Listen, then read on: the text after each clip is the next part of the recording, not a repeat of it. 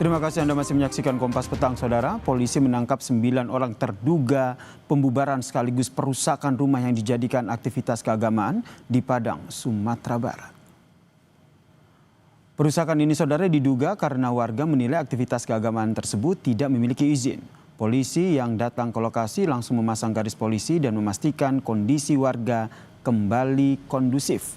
Wakapolda Sumbar, Brigjen Polisi Solihin yang datang ke tempat kejadian juga meminta warga untuk tidak anarkis dan main hakim sendiri.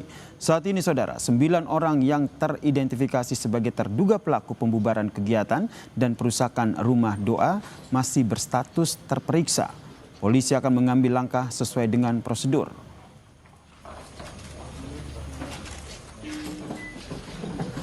Ada kejadian langsung ke TKP, makanya itu kan cepat kami amankan.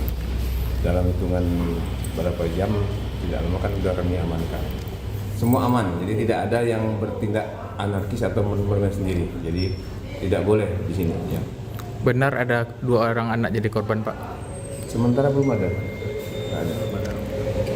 Hanya sementara kaca-kaca dan kursi plastik saja. Udah Pak Pendeta bawa aja pulang lagi dia Pak Pendeta. Woi kasih tahu. Woi yang tagan-tagan atau minggir.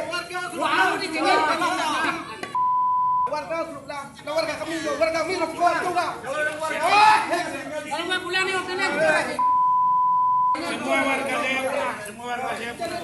Sebelumnya, Saudara, sejumlah warga membubarkan kegiatan dan merusak rumah doa umat Kristen dari Gereja Kristen Setia Indonesia atau GKSI Anugerah Padang di Kelurahan Padang Sarai, Kecamatan Koto Tangah, Sumatera Barat, Saudara, pada Minggu 27 Juli 2025. Rekaman video peristiwa perusakan beredar dan viral di media sosial. Salah satu video menunjukkan warga yang sebagian membawa kayu berteriak-teriak memaksa jemaat keluar dari rumah doa tersebut.